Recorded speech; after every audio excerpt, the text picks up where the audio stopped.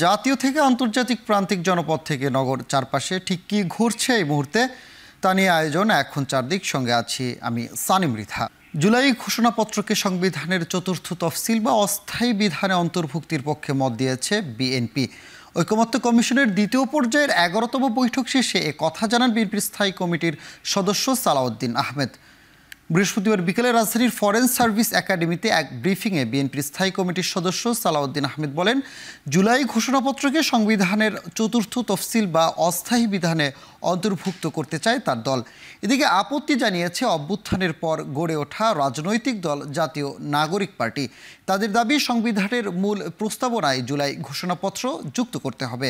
এছাড়া জুলাই মাসের মধ্যেই মৌলিক সংস্কারের দলিল জুলাই ঘোষণাপত্র জারির উদ্যোগ নিয়ে রাজনৈতিক দলগুলোর সঙ্গে একের পর এক বৈঠক করেছে জাতীয় ঐকমত্য কমিশন।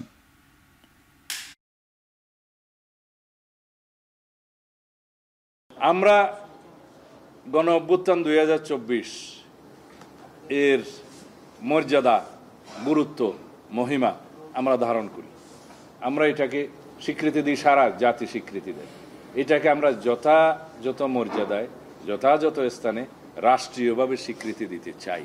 এটা উপযুক্ত হবে ঘোষণাপত্রের অংশ পুরাটা না নিয়ে শুধু গণ অভ্যুত্থান 2024 জুলাই আগস্টের ছাত্র গণ অভ্যুত্থানের সেই চেতনাটুকু ধারণ করে স্বীকৃতি দেয়া চতুর্থ তফসিলে আনা যেতে পারে।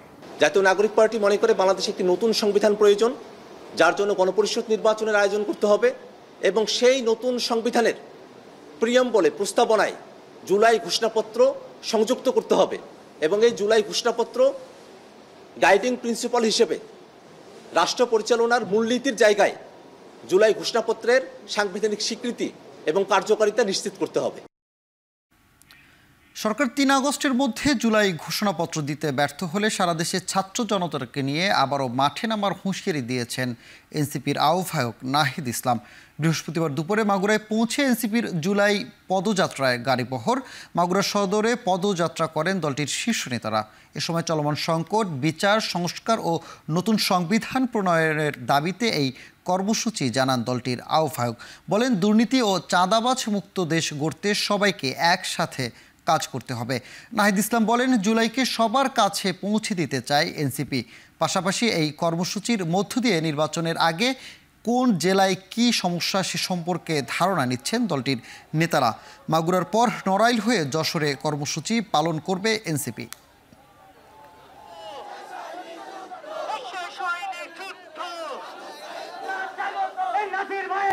জুলাই ঘোষণাপত্র এবং জুলাই সনদের জন্য আমরা 5ই আগস্ট এই গণ অভ্যুত্থানের 1 বছর পূর্তি হবে। আমরা 3রা আগস্টের মধ্যেই সেটি কার্যকর দেখতে চাই এবং সরকার যদি 1 বছরের মধ্যেও এটি দিতে ব্যর্থ হয়, সকল রাজনৈতিক পক্ষ মিলে যদি ব্যর্থ হয়, তাহলে সারা দেশের ছাত্র জনতাকে নিয়ে আমরা আবারও মাঠে নামবো। ডিসেম্বরের মধ্যে নির্বাচনের সব প্রস্তুতি নেওয়ার বিষয়ে প্রধান উপদেষ্টার নির্দেশনাকে ইতিবাচক হিসেবে দেখছেন বিএনপি মহাসচিব মির্জা ফখরুল ইসলাম আলমগীর। আর ইনক্লুসিভের নামে আওয়ামী লীগকে নির্বাচনের সুযোগ দেয়া একটি আন্তর্জাতিক চক্রান্ত চলছে বলে মন্তব্য করেছেন জামায়াতের সেক্রেটারি জেনারেল মিয়া গোলাম পরোয়ার। বৃহস্পতিবার দুপুরে জাতীয় প্রেস ক্লাবে বিএফইউজে ডিইউজে আয়োজিত এক আলোচনা সভায় এসব কথা বলেন তারা। আমাদের দেশে নির্বাচন আর সরকার পরিবর্তনের সময় আসলে পরাশক্তি যে খেলা হয়, সে খেলাও আমরা এখন কিন্তু দেখতে পাচ্ছি। আওয়ামী লীগকে ইলেকশনে স্পেস দেওয়ার জন্য কোন কায়দায় একটা inclusive election, refined Awami League, নানান ফিলোসফির নামে বাংলাদেশে নতুন কোনো দরজা ওপেন করার একটা আন্তর্জাতিক চক্রান্ত চলছে, এদেশের মানুষকে ইউজ করে।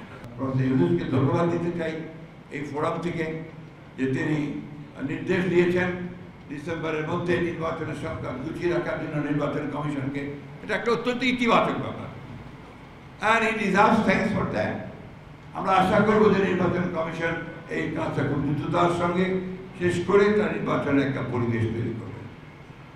আমরা দাবি করছি যে এই নির্বাচনে যেন অবাধ, নিরপেক্ষ এবং সকলের কাছে গ্রহণযোগ্য হয়, সেই ধরনের একটা নির্বাচন যেন নির্বাচন কমিশন উপহার দিতে পারে এবং সেইভাবেই যেন কাজ করে।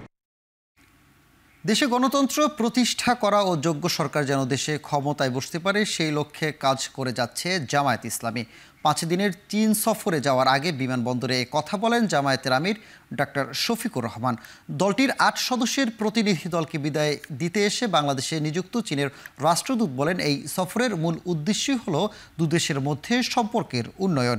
সফরে চীন সরকারের ঊর্ধ্বতন ব্যক্তি ছাড়াও চীনা কমিউনিস্ট পার্টির নেতাদের সাথে সাক্ষাৎ করবেন জামায়াতের প্রতিনিধি দল। বাংলাদেশ এবং চীনের মধ্যে বন্ধুত্বপূর্ণ যে সম্পর্ক আছে, এটাকে আরও নতুন একটা মাত্রায় কিভাবে নিয়ে যাওয়া যায় সেই ব্যাপারে আলাপ আলোচনা করব।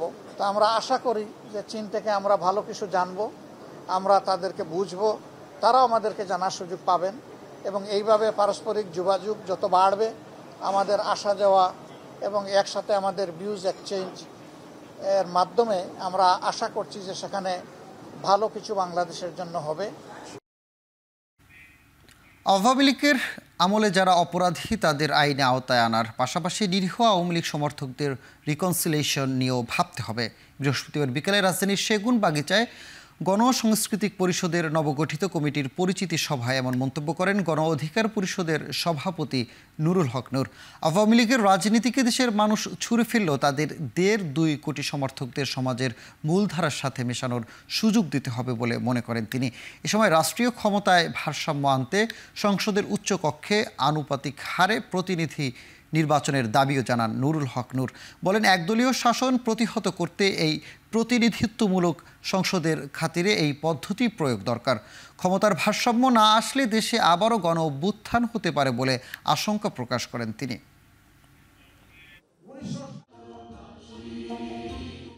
অবশ্যই তাদের এই গণ অভ্যুত্থান পরবর্তী বাংলাদেশে রাজনীতি করার অধিকার থাকে না। তার মানে এটা নয়, যদি ধরেন 1 থেকে 1.5 কোটি মানুষ আওয়ামী লীগের সক্রিয় সমর্থক থাকে, আমি সবাইকে রাজনৈতিক অধিকার থেকে বঞ্চিত করার কথা বলছি না, আর বলাটা সঠিক মন্তব্য না। এবার পোস্টাল ব্যালটে প্রবাসী ভোটিং পদ্ধতি কার্যকর হচ্ছে, আর কোনো নির্বাচনী ব্যবহার হবে না ইভিএম। অষ্টম কমিশন সভা শেষে ইসি সানাউল্লাহ জানান, নির্বাচনী আসনের সীমানা নির্ধারণের কাজ শেষের দিকে। এবার তা জনসংখ্যা বিবেচনায় করা হচ্ছে। ভোটের সব ধরনের প্রস্তুতি ঐকমত্য কমিশনের সাথে ইসির তৎপরতা কাছাকাছি পর্যায়ে আছে উল্লেখ করে নির্বাচন কমিশনার জানান, অনিয়ম হলে পুরো আসনের ভোট বাতিল বা স্থগিতের ক্ষমতা ফেরত পেলে ইসি স্বাধীনভাবে কাজ করতে পারবে। আমরা ধরেই নিচ্ছি যে আমাদের পোস্টালের মাধ্যমে যেতে হবে। তো পোস্টালে আমরা জিজ্ঞেস করেছি যে এই যে 12, 13 বা 14 দিন যে সময়টা পাবো, এর মধ্যে ভোট আনা সম্ভব কি সম্ভব না। ওনারা আমাদেরকে আশ্বস্ত করেছেন একটা বড় অংশ আনা সম্ভব। ছোট জেলাগুলোর জন্য যেন একটা অ্যাভারেজ করা হয়, বড় জেলাগুলোর জন্য যেন একটা অ্যাভারেজ করা হয়। আপনার মেট্রোপলিটন এলাকায় up to 25% plus minus variation, জেলাগুলোতে 10% ভেরিয়েশন। বাস্তবতা হচ্ছে বাংলাদেশের জন্য সবখানে এগুলো মিট করা যাবে না, এবং সম্ভবত এই আউটলায়ারের সংখ্যাটাও খুব কম হবে না। আরএফএল ওয়াটার পাম্পের অটো থার্মাল টেকনোলজি, যা বেশি হিটে নষ্ট হয় না, শতভাগ মসৃণ, ব্রাশ ইম্পেলার নিশ্চিত করে অধিক পানির flow. RFL water pump on করলে পানির তুফান। ভোটের সময় সরকার ও নির্বাচন কমিশন যেভাবে নির্দেশ দেবে সেভাবেই বিজিবি দায়িত্ব পালনের প্রস্তুত বলে জানিয়েছেন বাহিনীর মহাপরিচালক মেজর জেনারেল মোহাম্মদ আশরাফুজ্জামান সিদ্দিকী। চট্টগ্রামের সাতকানিয়ায় বিজিবির 103তম রিক্রুট ব্যাচের প্রশিক্ষণ সমাপনী কুচকাওয়াজ অনুষ্ঠানে শেষে সাংবাদিকদের তিনি একথা বলেন। নতুন সৈনিকদের উদ্দেশ্যে বিজিবির মহাপরিচালক বলেন, নমনীয় নয়, প্রতিপক্ষকে প্রতিরোধ করতে হবে বলিষ্ঠভাবে। সীমান্তের নিরাপত্তা নিশ্চিতে নতুন করে 5,000 মতো জনবল যুক্ত করার প্রতিক্রিয়া শুরু হয়েছে বলে জানিয়েছে বিজিবি মহাপরিচালক। বলেন, আগামী জাতীয় নির্বাচনেও তারা দায়িত্ব পালন করবেন। এছাড়াও ভারতের পুশিন সম্পর্কে তিনি বলেন, বাংলাদেশি নাগরিক থাকলে তাদের নিয়মতান্ত্রিকভাবে ফেরত নেওয়া হবে। এ সময় বিজিবি মহাপরিচালক নবীন সৈনিকদের অর্পিত দায়িত্ব সুশৃঙ্খল ও সুরুচিরূপে পালনের নির্দেশ দেন।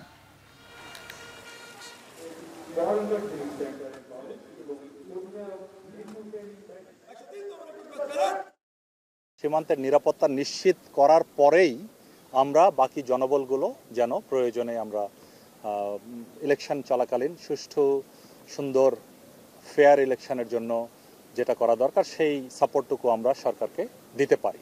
পুশব্যাক বা পুশিন আপনারা যেটাই বলেন, এটা প্রতিনিয়ত হচ্ছে। মাঝে মাঝে 2-1 দিন হয়তো বন্ধ থাকছে, বাট চূড়ান্তভাবে পুরো প্রক্রিয়াটি বন্ধ হয়নি। এই বিষয়ে আমরা আমাদের পক্ষ থেকে বিএসএফ এর কাছে করার প্রতিবাদ সবসময় দিচ্ছি। জুলাই আগস্ট আন্দোলন চলাকালে হত্যার নির্দেশ সহ 5টি অভিযোগ গঠনের মধ্য দিয়ে বিচার শুরু হলো শেখ হাসিনা সহ 3 আসামির বিরুদ্ধে। আর এই মামলার রাজসাক্ষী হলেন সাবেক পুলিশ প্রধান চৌধুরী আব্দুল্লাহ আল মামুন। অপরাধের দায় স্বীকার করে আদালতে বলেন জুলাই গণহত্যার সব রহস্য উন্মোচন করবেন তিনি। বৃহস্পতিবার বিচারপতি গোলাম মর্তুজা মজুমদারের নেতৃত্বে 3 সদস্যের ট্রাইব্যুনালে এই বিচার কাজ শুরু হয়। শেখ হাসিনার বিরুদ্ধে শিক্ষার্থীদের আন্দোলন দমনে গুলি চালানোর নির্দেশনা সহ 5টি অভিযোগ আনা হয়েছে। তার সঙ্গে আসামি করা হয়েছে সাবেক স্বরাষ্ট্রমন্ত্রী আসাদুজ্জামান খান কামাল ও সাবেক আইজিপি চৌধুরী আব্দুল্লাহ আল মামুনকে। আইন অনুযায়ী 21 দিন পরে শেখ হাসিনার বিরুদ্ধে সাক্ষী গ্রহণ শুরু হবে। এদিকে ট্রাইব্যুনাল 2-এ আবু সাইদ হত্যা মামলার পলাতক 26 আসামিকে হাজির হতে পত্রিকায় বিজ্ঞপ্তি প্রকাশের নির্দেশ দিয়েছেন ট্রাইব্যুনাল। সারা দেশব্যাপী হোম মিনিস্টার আসাদুজ্জামান খান কামাল এবং আইজিপি চৌধুরী আব্দুল্লাহ আল মামুনের নেতৃত্বে সারা দেশে সিভিলিয়ান ছাত্র জনতার উপরে যে আক্রমণ পরিচালনা করা হয় সেই অভিযোগে প্রথম চার্জটি গঠন করা হয়েছে। গণভবন থেকে শেখ হাসিনা 14 জুলাই তারিখে ঢাকা বিশ্ববিদ্যালয়ের তদানীন্তন ভিসি মাকসুদ কামালের সাথে একটা কথোপকথন এবং 18 জুলাই তারিখে তার ভাতিজা ফজলে নূর তাপসের সাথে আরেকটি টেলিফোন কনভারসেশনে, যেখানে তিনি স্পষ্টভাবে উল্লেখ করেছেন তিনি আইন শৃঙ্খলা রক্ষাকারী বাহিনী এবং সংশ্লিষ্ট বাহিনীগুলোকে সুস্পষ্টভাবে নির্দেশ দিয়েছেন আন্দোলনরত ছাত্র জনতাকে হত্যা করার জন্য, নির্মূল করার জন্য লিথাল ওয়েপন বা মারণাস্ত্র ব্যবহার করে তাদের হত্যা করা এবং নির্মূল করার জন্য, এবং একই সাথে হেলিকপ্টার এবং ড্রোন ব্যবহারের মাধ্যমে। চাকরির মেয়াদ 25 বছর পূর্ণ হয়েছে এমন 18 জন বিচারককে বাধ্যতামূলক অবসরে পাঠিয়েছে সরকার। বৃহস্পতিবার রাতে রাষ্ট্রপতির আদেশক্রমে তাদের অবসরে পাঠিয়ে সংক্রান্ত একটি প্রজ্ঞাপন জারি করেছে আইন, বিচার ও সংসদ বিষয়ক মন্ত্রণালয়। মন্ত্রণালয়ের আইন ও বিচার বিভাগের উপসচিব মোহাম্মদ আজিজুল হকের সই করা প্রজ্ঞাপনে জানানো হয়েছে বাংলাদেশ জুডিশিয়ালি সার্ভিসের এই সদস্যরা বিধি অনুযায়ী অবসরজনিত সুবিধা পাবেন।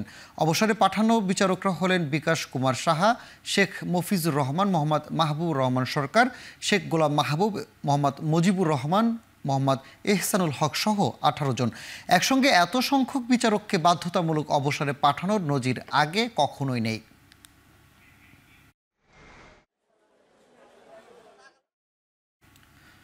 বাংলাদেশের জাতিসংঘের মানবাধিকার বিষয়ক হাই কমিশনারের কার্যালয়ে মিশন স্থাপন সংক্রান্ত সমঝোতা স্মারকের খসড়ার চূড়ান্ত অনুমোদন দিয়েছে উপদেষ্টা পরিষদ। বৃহস্পতিবার সকালে রাজধানীর তেজগাঁওয়ে প্রধান উপদেষ্টার কার্যালয় উপদেষ্টা পরিষদের বৈঠকে এই অনুমোদন দেওয়া হয়েছে। বৈঠকে সভাপতিত্ব করেন অন্তর্বর্তী সরকারের প্রধান ডক্টর মোহাম্মদ ইউনুস। বৈঠক শেষে মন্ত্রী পরিষদের বিভাগের এক সংবাদ বিজ্ঞপ্তিতে এ তথ্য জানানো হয়েছে। অন্যদিকে নির্যাতন এবং অন্যান্য নিষ্ঠুর, অমানবিক বা অবমাননাকর আচরণ বা শাস্তির বিরুদ্ধে কনভেনশনের ঐচ্ছিক প্রোটোকলে বাংলাদেশের পক্ষভুক্ত হওয়ার প্রস্তাব অনুমোদন দেওয়া হয়েছে বলে জানিয়েছে মন্ত্রী পরিষদ। এছাড়া বৈঠকে অতিবৃষ্টির কারণে সম্প্রতি ফেনী ও নোয়াখালীতে বন্যা ও জলাবদ্ধতার বিষয়টি উপদেষ্টা পরিষদের আলোচনা হয়। সভায় সংশ্লিষ্ট উপদেষ্টারা বন্যা ও পরবর্তী গৃহীত ব্যবস্থা নিয়ে বক্তব্য দেন।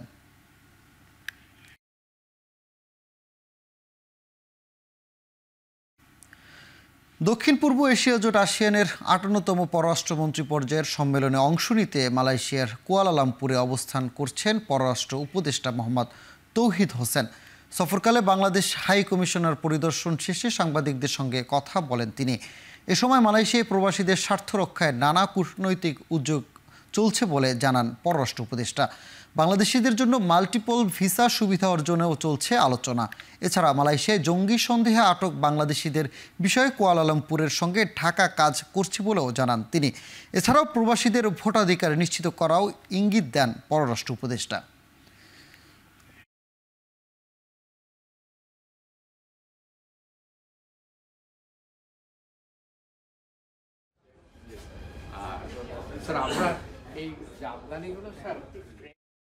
মাল্টিপল ভিসা নিয়ে আমার মনে হয় আপনারা এখানে কোনো স্পেকুলেট করেন না, কারণ এটা নিয়ে আমরা কথাবার্তা বলতেছি।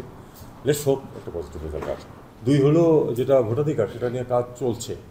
প্রত্যেকটা পদ্ধতিতেই দেখা যাচ্ছে যে পার হেড 8,000 টাকা খরচ করলেও গ্যারান্টি পাওয়া যাচ্ছে না।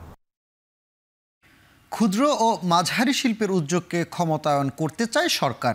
এই লক্ষ্যে এর মধ্যে 155টি প্রতিষ্ঠানকে অ্যাক্রেডিটেশন সনদ দেওয়া হয়েছে বলে জানিয়েছেন শিল্প উপদেষ্টা আদিলুর রহমান খান। বৃহস্পতিবার বিকেলে রাজধানীর সোবাহানবাগে বিশ্ব অ্যাক্রেডিটেশন দিবসের আলোচনা সভায় একথা জানান তিনি।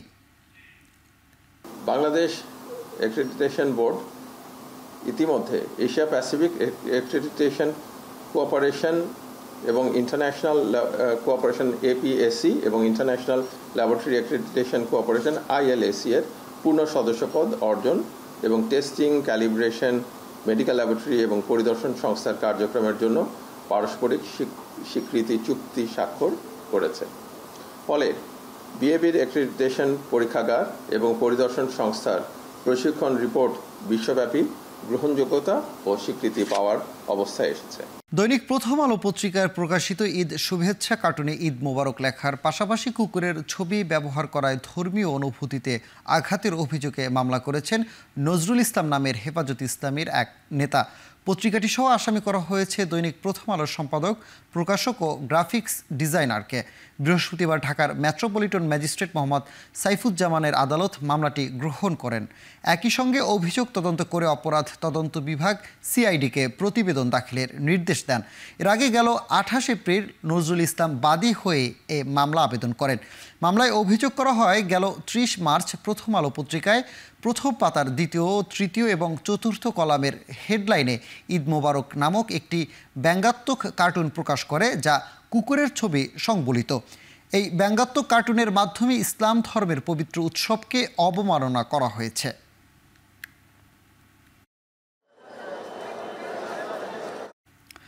SSC ও সমমাননা পরীক্ষা এবার পাশ করেছে 68.45%, যা গেলবারের চেয়ে 15% কম। আর GPA 5 কমেছে 43,000। ঢাকা বোর্ডের পাশের হার 68.51। সবচেয়ে ভালো করেছে রাজশাহী এবং পাশের হার সবচেয়ে কম বরিশাল বোর্ডে। একজনও পাশ করেনি এমন প্রতিষ্ঠানের সংখ্যা 134টি। ছাত্রীদের পাশের হার বেশি ঢাকা বোর্ডে।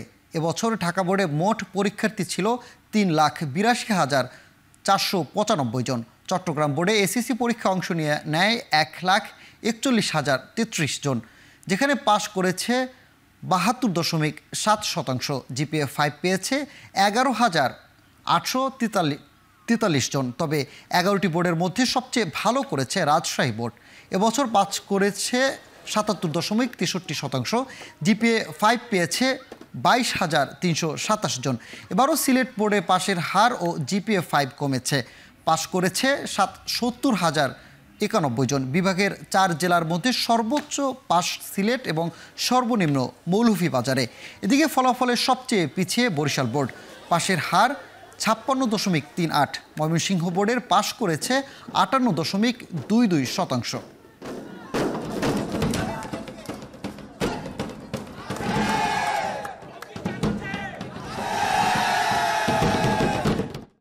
সত্যিকারের অর্থে পড়ালেখা করেছে তারাই হচ্ছে যে GPA 5 বা গোল্ডেন পেয়েছে। যতটা প্রত্যাশা করেছিলাম ঠিক ততটাই ভালো হয়েছে আলহামদুলিল্লাহ। বিদ্যালয় প্রতিষ্ঠানটি এত ভালো এক অ্যাচিভমেন্ট পেয়েছে, আমরা সকলে খুশি। এক্সপেকটেশন যা ছিল ওভাবেই নাম্বার আসছে। কৃতিত্ব প্রথমেই যাই হচ্ছে আম্মু আব্বুর, তারপরে হচ্ছে আমার শিক্ষক মণ্ডলী। অফকোর্স যখন রেজাল্ট দেখলাম তখন খুশি, আলহামদুলিল্লাহ বললাম। ছেলের ফলাফলে অসম্ভব খুশি, আমি আশাও করিনি ও এত ভালো করতে পারবে। আমরা যেভাবে পরীক্ষা নিতে চেয়েছি, যেভাবে গাইড করেছি, এভাবে কাজ করেছে। এদিকে শিক্ষার্থীদের বিদেশ যাওয়ার প্রবণতা, রাজনৈতিক অস্থিরতা সহ নানা কারণে ফলাফল কিছুটা অবনতি হয়েছে জানিয়েছেন সংশ্লিষ্টরা। মূল্যায়নে কোনো প্রভাব না থাকায় এবার ওভারমার্কিং না থাকায় এবার প্রকৃত পাশের হার পাওয়া গেছে বলেও মত বিশেষজ্ঞদের। উত্তরপত্র মূল্যায়নে আমাদের কাছে, আমরা যখন শিক্ষকদের সঙ্গে যারা এখানে সেখানে উত্তরপত্র নিতে আসেন, আমরা সিলেক্ট করে এখানে এসে ওনাদের উত্তরপত্র ওনাদেরকে পৌঁছে দিই হাতে। তখন ওনাদের প্রশ্ন ছিল আমাদের কোনো নির্দেশনা আছে কিনা। আমরা বলেছি যে আমাদের নির্দেশনা বিশেষ কোনো নাই, নির্দেশনা আপনারা শিক্ষক সঠিক পেলে যা প্রাপ্য তাই দিবেন। যা প্রাপ্য নয় তা দেবেন না, এইভাবে অর্থাৎ মূল্যায়ন পর্বটিও যা হওয়ার যথাযথভাবে সম্পন্ন হয়ে আমাদের কাছে এই ফলাফলটি আমাদের কাছে এসেছে। আমরা সবসময় চাই যে সব শিক্ষার্থী পাস করুক। একটা সিস্টেমে কোনো শিক্ষার্থী ফেল করা মানে কি? ফেল করা মানে হলো তার সিস্টেমটার কোনো না কোনো ঘাটতি আছে। তাহলে আজকে যদি 32% যদি ফেল করে থাকে, তাহলে আমাদেরকে অ্যানালাইসিস করতে হবে যে কেন শিক্ষার্থীগুলো ফেল করছে। আমরা কিন্তু সবসময় চাবো যে সকল শিক্ষার্থী পাস করুক।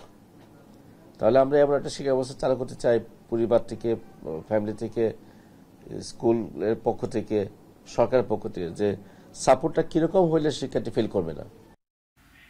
বৃষ্টি অব্যাহত থাকায় ক্রমেই ফেনী ও নোয়াখালীর বন্যা পরিস্থিতি আরও অবনতি হচ্ছে। নদীর পানি কমলেও ফেনীর সব উপজেলায় ঢুকে পড়েছে বন্যার পানি। 3 দিনের ভারী বৃষ্টি উজানের ঢলে পরশুরামের 12টি ও ফুলগাজী উপজেলা 8টি সহ বন্যা নিয়ন্ত্রণ বাঁধের মোট 20টি স্থানে দিয়ে পানি ঢুকেছে লোকালয়। এতে পানিবন্দী হয়ে পড়েছে 150 গ্রামের অন্তত 1.5 লাখ মানুষ, যাদের অনেকেই যেতে শুরু করেছেন জেলার 139টি আশ্রয় কেন্দ্রে। এদিকে নোয়াখালীতেও বৃষ্টি অব্যাহত থাকায় বাড়ছে বানের পানি। এতে জলাবদ্ধতার কবলে পৌর এলাকাসহ 5 উপজেলার লাখো মানুষ। পাশাপাশি পানিতে ভাসছে নোয়াখালীর সদর, সুবর্ণচর, কবিরহাট, কোম্পানিগঞ্জ ও বেগমগঞ্জ উপজেলার বিভিন্ন গ্রাম। ফসলি জমির পাশাপাশি তলিয়ে গেছে সড়ক ও ঘরবাড়ি। এদিকে মৌসুমি বায়ুর প্রভাব ও সাগরে লঘুচাপের কারণে রাজশাহী বিভাগসহ দক্ষিণাঞ্চলের বিভিন্ন জেলায় শুক্রবারও বৃষ্টির আভাস দিয়েছে আবহাওয়া অফিস।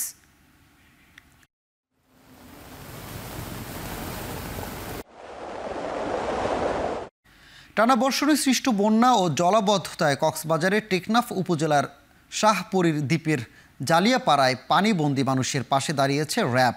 বৃহস্পতিবার দুপুরে র্যাব 15-এর পক্ষ থেকে প্রায় 100 পরিবারের মাঝে ত্রাণ সামগ্রী বিতরণ করা হয়। চাল, ডাল, তেল, বিস্কুট, চিনি ও আটা সহ 14টি প্রয়োজনীয় পণ্য ছিল এই ত্রাণের তালিকায়। ত্রাণ পেয়ে খুশি জালিয়াপাড়ার মানুষ। তারা জানায় এমন সহযোগিতায় দুর্দিনে কিছুটা হলেও স্বস্তি দিয়েছে।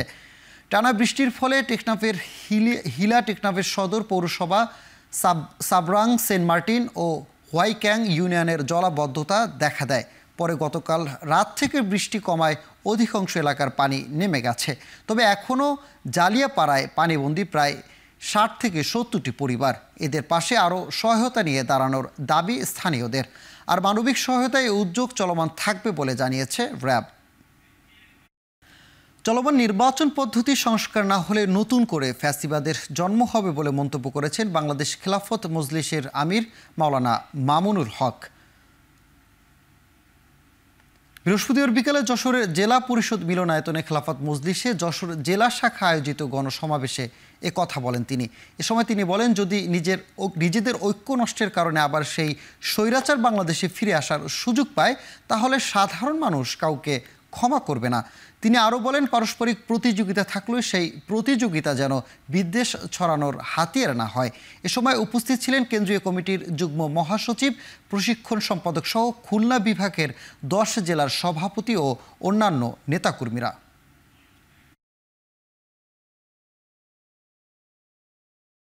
বর্তমানে এই চলমান নির্বাচন ব্যবস্থায় অধিকাংশ ভোটারদের, যারা ভোটাধিকার প্রয়োগ করে, তাদের অধিকাংশ ভোটারদের প্রতিনিধিত্ব সংসদে হয় না। 2001 সাল এবং 2008 সালের নির্বাচনে দেখা গেল একটি দল 230 আসন অথবা 260 আসন লাভ করলো, অথচ তারা 35% ভোট পেয়ে তারা প্রায় 90% সিট দখল করে নিয়ে রাষ্ট্র পরিচালনা করলো, ফ্যাসিবাদকে জন্ম দিল। চাঁপাইনবাবগঞ্জে জেলা মডেল মসজিদ ও ইসলামী সাংস্কৃতিক কেন্দ্র ভাঙচুরের ঘটনা ঘটেছে। বৃহস্পতিবার বিকালে 5:30টার দিকে হঠাৎ মসজিদে ভাঙচুর করেন এক ব্যক্তি। চাঁপাইনবাবগঞ্জ ইসলামী ফাউন্ডেশনের উপপরিচালক মোহাম্মদ গোলাম মোস্তফা জানান, বিকেলে হঠাৎ এক ব্যক্তি জেলা মডেল মসজিদের সিসি ক্যামেরা, জানালাসহ বিভিন্ন অংশ ভাঙচুর শুরু করে। এ সময় স্থানীয়রা তাকে আটক করে। পরে খবর পেয়ে পুলিশ ঘটনাস্থলে পৌঁছায়। তবে অভিযুক্ত ব্যক্তি মানসিক প্রতিবন্ধী বলে জানিয়েছে পুলিশ। ভাঙচুরের ঘটনায় 50,000 টাকার ক্ষতি হয়েছে বলে ধারণা করা হচ্ছে। তবে মসজিদ ভাঙচুর করা ব্যক্তির নাম পরিচয় জানা যায়নি।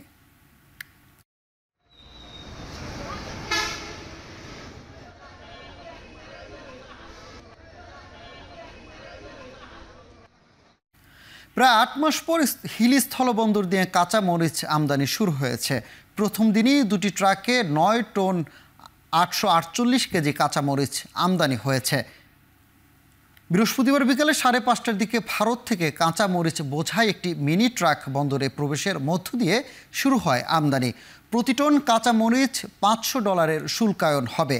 ভারতের শিলিগুড়ি থেকে এনপি ট্রেড ইন্টারন্যাশনাল ও সততা বাণিজ্যালয় নামের 2টি আমদানিকারক প্রতিষ্ঠান কাঁচা মরিচ আমদানি করছে। এদিকে সরবরাহ সংকটে স্থানীয় বাজারে মরিচের দাম বেড়ে প্রতি কেজি বিক্রি হচ্ছে 150 থেকে 160 টাকায়। এতে বিপাকে পড়েছেন সাধারণ ক্রেতারা। মরিচের সরবরাহ বাড়ায় দাম কমার আশা ব্যবসায়ীদের।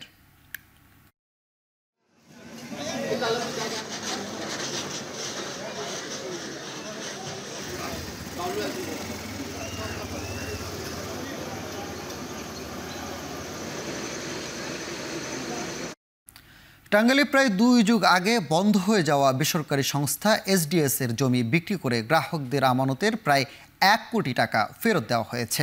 বৃহস্পতিবার দুপুরে জেলা প্রশাসকের উপস্থিতিতে গ্রাহকদের টাকা বুঝিয়ে দেওয়া হয়। শিশু একাডেমিতে মিলনায়তনে 3 শতাধিক গ্রাহকদের মাঝে সঞ্চয় বইয়ের জমানো প্রায় 1 কোটি টাকা ফেরত দেয় সংস্থাটি। প্রায় 2 যুগ আগে হাজার হাজার গ্রাহকের কোটি কোটি টাকা জমা নিয়ে বন্ধ হয়ে যায় এসডিএস। সম্প্রতি এসডিএস এর জমি বিক্রি করে আদালতের মাধ্যমে গ্রাহকের জমানো টাকা ফেরতের সিদ্ধান্ত দেওয়া হয়। বঙ্গোপসাগরে মাছ ধরা ট্রলার ডুবে যাওয়ার পর 4 দিন পর ফিরে এসেছে বরগুনার 9 জেলে। উদ্ধার হওয়া জেলেদের বাড়ি বরগুনার পাথরঘাটা উপজেলার বিভিন্ন এলাকায়।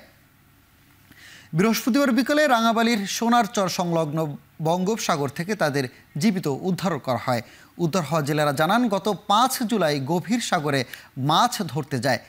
6 জুলাই সকালে পটুয়াখালীর পায়রা সমুদ্র বন্দরের শেষ বয়রার কাছে প্রবল ঢেউয়ের কবলে পড়লে ট্রলারটি ডুবে যায়। পরে সাগরটি ভাসতে থাকেন 12 জন জেলে। ঢেউয়ের তোড়ে 3 জন আলাদা হয়ে যায়, বাকি 9 জন মৃত্যুর মুখ থেকে ফিরেছেন।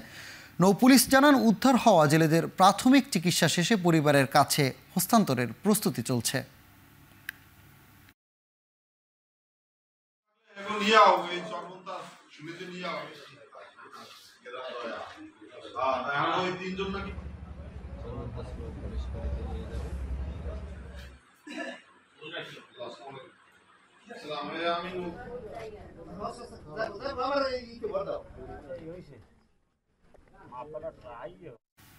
টেলিকম অপারেটর থেকে ভবিষ্যৎমুখী টেলকোটেক সেবা প্রদানকারী প্রতিষ্ঠানে রূপান্তরিত হচ্ছে মোবাইল কোম্পানিগুলো। এতে আগামীর প্রযুক্তি নির্ভর এক উন্নত বাংলাদেশ গড়ে উঠছে বলে মন্তব্য করেছেন বিটিআরসির চেয়ারম্যান এমদাদ উল বারী। বৃহস্পতিবার গ্রামীণ ফোনের এক অনুষ্ঠানে তিনি এ মন্তব্য করেন। বলেন, একটি স্মার্ট ও অন্তর্ভুক্তিমূলক বাংলাদেশ করতে মৌলিক বিষয় হচ্ছে ডিজিটাল সুরক্ষা। তাই ডিজিটাল অ্যাক্সেসের আওতা বাড়াতে এবং সামগ্রিক গ্রাহক সন্তুষ্টির অগ্রগতিতে কার্যকর সেবা, সমন্বিত প্ল্যাটফর্ম ও পরিকল্পিত পার্টনারশিপ দরকার বলেও মন্তব্য করেন তিনি। অনুষ্ঠানে গ্রামীণ ফোন ওনার মূল আকর্ষণ ছিল dedicated launch pad, GP shield, Bioscope plus ও ওয়ান গেমস। পাশাপাশি নেটওয়ার্ক, জিপিএফআই ও এর আলো গুরুত্বপূর্ণ আপডেট নিয়ে আসে কোম্পানিটি।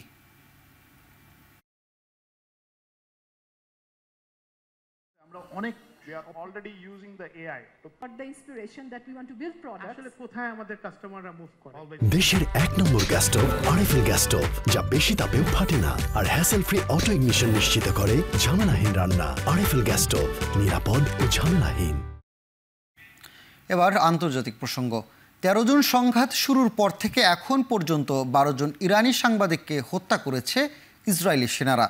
ইরানের রাষ্ট্রীয় সংবাদ সংস্থার বরাতে আরব নিউজ জানিয়েছে, 2 দেশের সাম্প্রতিক হামলা সংক্রান্ত তথ্য যেন বিশ্ববাসীর কাছে না পৌঁছায় তা নিশ্চিত করতে বেছে বেছে গণমাধ্যম কর্মীদের হত্যা করেছে নেতানিয়াহু বাহিনী।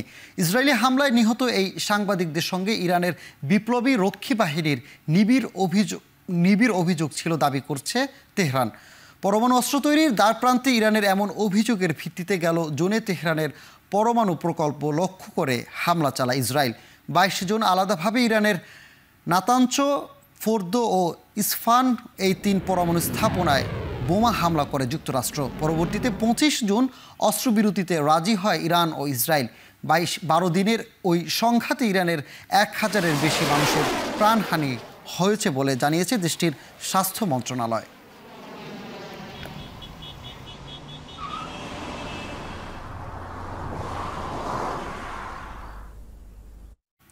যুক্তরাষ্ট্রের হামলার সময় ইরানের 3টি পারমাণবিক স্থাপনায় সমৃদ্ধ ইউরেনিয়াম ছিল এবং সেগুলো সেখানে অক্ষত আছে বলে দাবি করেছেন ইসরায়েলের এক জ্যেষ্ঠ গোয়েন্দা কর্মকর্তা।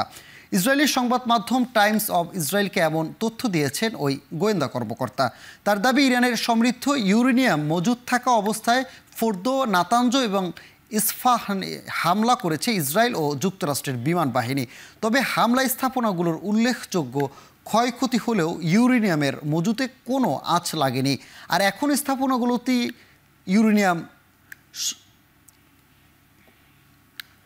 জাতিসংঘের পরমাণু কার্যক্রম পর্যবেক্ষণ সংস্থা IAEF এর তথ্য অনুযায়ী প্রায় 400 কেজি ইউরেনিয়াম মজুত করেছে ইরান, যা 60% সমৃদ্ধ। যুক্তরাষ্ট্রের হামলার পর থেকে গুঞ্জন উঠে হামলার আগে সমৃদ্ধ ইউরেনিয়াম সরিয়ে নিয়েছে ইরান।